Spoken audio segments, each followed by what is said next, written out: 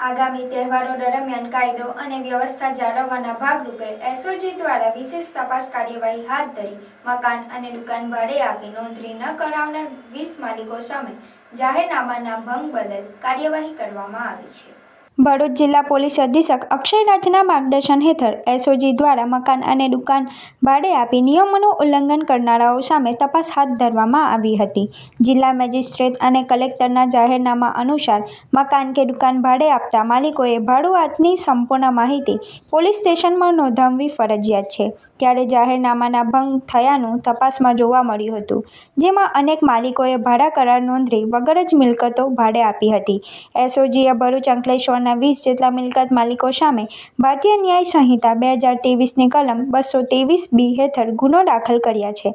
આ કાર્યવાહીનો મુખ્ય હેતુ અસામાજિક તત્વોને શહેરમાં મિલકતો ભાડે મેળવી ગેરકાયદેસર પ્રવૃત્તિઓ કરતા અટકાવવાનો છે, સાથે જ રાષ્ટ્રીય સુરક્ષા અને કાયદો વ્યવસ્થા જાળવવાનો પણ છે।